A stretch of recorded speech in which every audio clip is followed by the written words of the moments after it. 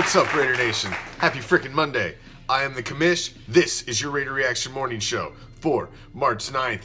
Let's get it cracking. Big announcements over the last several days for Big Lincoln Kennedy, one of the cornerstones of the offensive line that had protected Rich Gannon, led the way for Charlie Garner, led the way for Wheatley, led the way for the likes of Zach Crockett.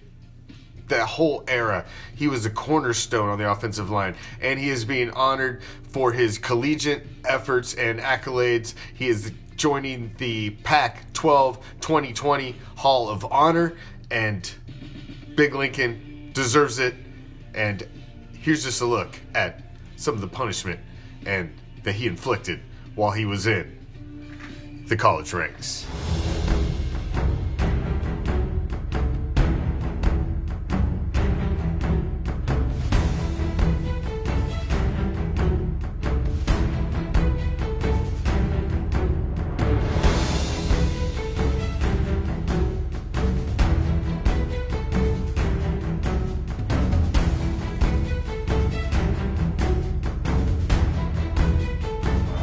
As hell. Do whatever it takes to get fired up about this game. We gotta win today. It starts up. Let's go D-line. Let's go D-line. Let's go fellas. 1, 2, 3, 4.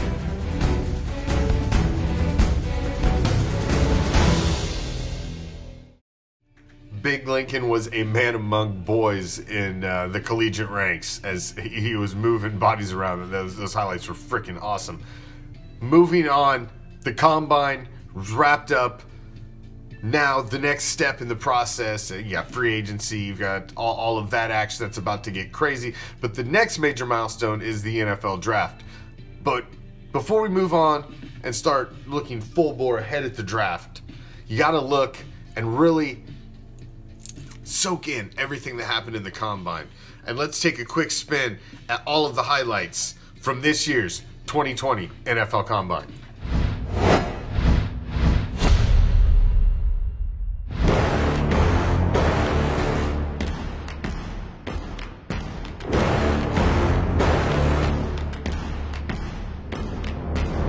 What I've told everybody I've been in touch with since the day I took this job is we're going to evaluate every position every year.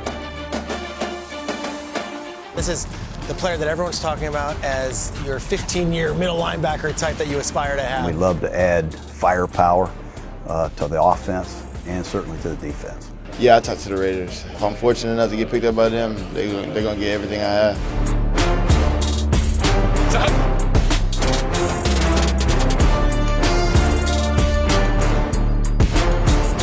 A very good chance to value Ruggs as a top receiver in the draft because they don't want to play against a guy like that. I feel like I bring everything. I'm a playmaker. I don't pride myself on just speed. I want to be one guy that does everything on the field.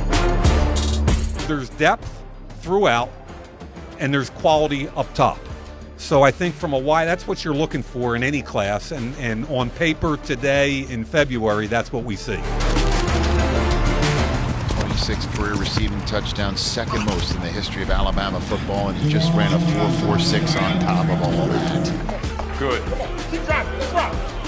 We have so many needs over there. It's just who's a dynamic football player that makes us better.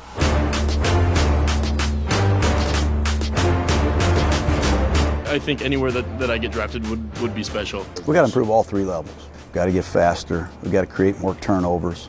I'm not going to state anything else. We got to get better and better and better, and that's what we're set out to do. It's time for Prime.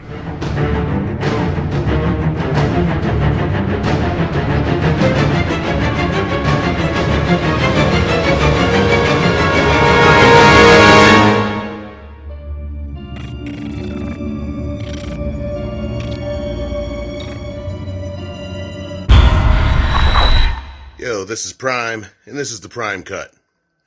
Well, I happened to watch a UFC event this weekend, and it did not go exactly how I thought it would go.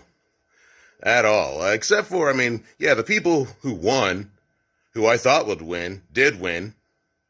But just generally, the fights were a little bit odd, and it was this.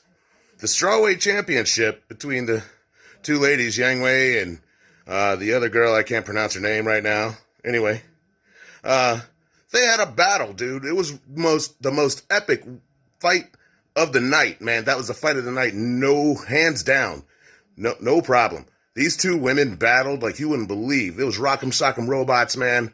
Of course, the champion did retain the title in a split decision, went all 5 rounds. One girl looked like Frankenstein by the end. It was a hell of a fight. It was. It really was. And then there was the championship between Romero and the last style bender, you know? And I think in total in the entire fight there were 88 strikes between the two of them. And granted, you know, Israel Adesanya did outpoint the other guy. So I mean, it was just like it was the slowest fight. They barely threw any punches at all. I don't know what in the world that was. They danced a lot. There was oh man, I mean, well, Romero I thought was just going to be a beast out there and at least give it a shot. But even as the seconds waned down in the 5th round, he still was not that terribly aggressive. And man, and Adesanya just kicked him, and that was it. So like, yeah, he won, but that fight was really anticlimactic after watching this epic fight between two chicks, and then all of a sudden, bang! These two dudes that are supposed to go toe-to-toe basically just tiptoed around each other.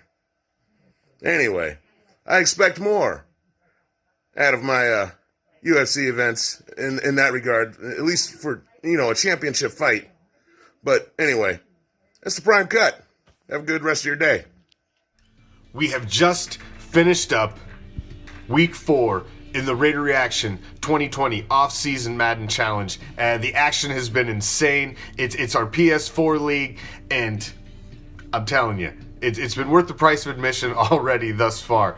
The smack talk in the chat has been upper level. There's been crazy banter, but mostly I think the competition has been fair, and there are some really damn good gamers in our league. I'll tell you what, there's some average Joes like myself that are just in it for fun, and we just want something to fill the gap in the off season. But there are some real high level gamers in here as well, as you will start to see. Our game of the week in Week 3 was taking place in the AFC North, as you had the Bengals, Canyon Stone's Bengals, 3-0, facing off against Richard's Steelers at 3-0.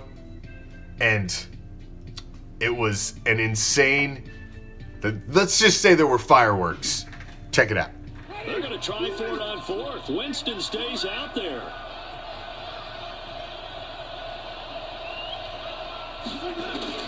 Now Winston on 4th down. And my goodness, this is incomplete. Good coverage that time by the linebacker, Deion Jones. Well, down 2 touchdowns already. I guess they felt they needed to go for it, but still early, still first half. I think conventional wisdom says, look, as you point out, you got a whole half to play. Hang in there. Don't give up any more points in this situation. Do a little adjusting at the half and come out ready to go. But sometimes those coaches, you can just sense their team. Maybe they're a little flat or they need a little extra inspiration. And he decided to go for it again and try to kickstart things. On first down, they look downfield, and it's complete. And into the end zone. Canyon gambled early, and Richard had no fucking mercy and went right for the jugular. And it, unfortunately for Canyon, it continued. And Richard moved on, and he still remains undefeated. Now, at the end of every week, we put another item in our big badass Raider box. We started it out with an autographed Josh Jacobs jersey, certificate of authenticity, to lay in the bottom as a blanket. Then we added Hunter Renfrow game-worn jersey rookie card. Then we added, from RaiderNationStore.net, the official sponsor of Raider Reaction, who is helping us sponsor this year's Madden Challenge, we added one of these big-ass patches, 60th anniversary patch, commemorating the 60th season of Silver and Black. We added that in the box. After Week 3, we added one of these sweet Raider pop sockets, also from our sponsor, RaiderNationStore.net. And this week, we throw in another item. Now, the one I'm putting in there is obviously wrapped in plastic, but it is a Raider face shield. It is very, very multi-purpose, but it is one of the Raider face shields. We are throwing one of those in there as well. That is your week 4 item going in the big badass Raider box. Now, we want to throw a flash prize out there for those who are drooling over that, but we want to make you guys really, really game. Now, we're already part of the way through week 5, so we can't throw a flash prize in on week 5, but we want to throw a week 6 flash prize in to our Madden Challenge League. So what we're throwing in for the Piranhas, individual effort. Now, this is only for our buy-in participants. You guys know that. Those few that didn't pay a buy-in, no prizes, so I shouldn't have to keep reminding you guys. There's only a handful of you. But here we go. Week 6. You have to screenshot and send me the stat line of who you think your top wide receiver is, and the top wide receiver stat line or the top receiving stat line. If your top receiver is a running back, your top receiver is a tight end, whatever it may be, whoever has the best receiving stat line. It could be an insane amount of yards. It could be you got 6 touchdowns receiving, whatever.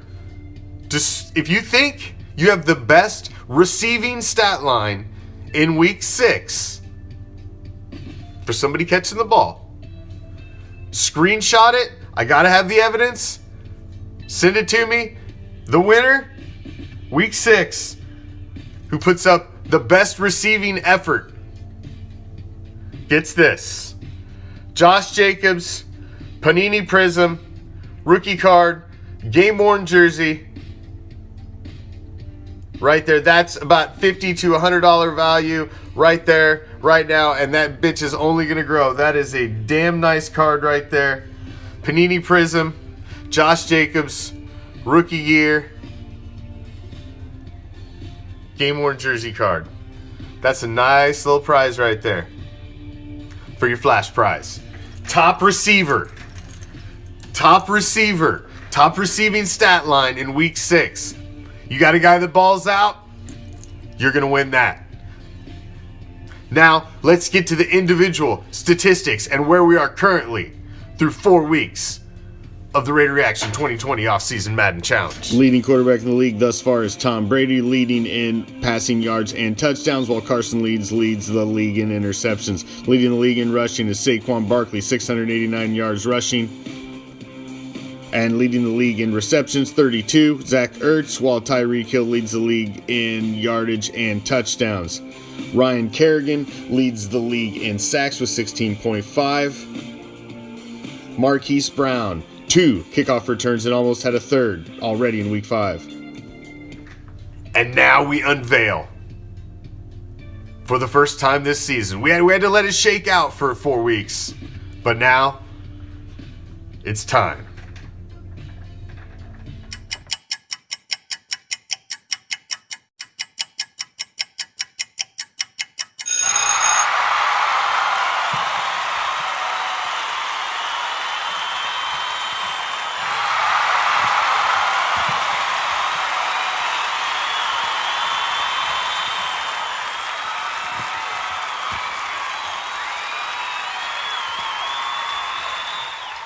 And now the rest of the standings and where everybody is sitting thus far in the Raider Reaction 2020 Offseason Madden Challenge PS4 League.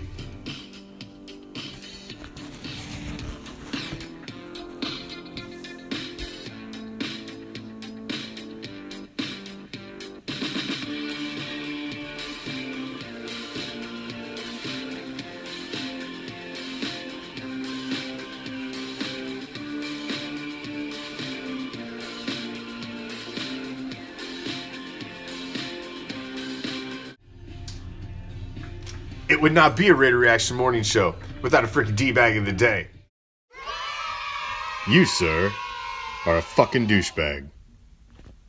Today's D-bag of the day is my fucking neighbors who think that we live in a fucking barnyard and need to have a motherfucking rooster that I have to listen to all fucking weekend crow every fucking 5 to 15 minutes. You are a fucking D-bag. And now, to start your week, sends you out on your Monday, so you can just grab it by the throat and make it your bitch.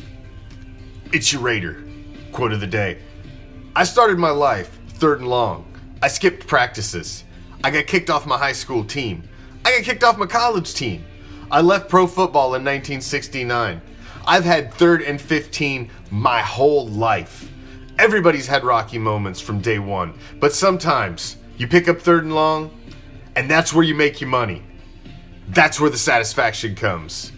From the game and from life.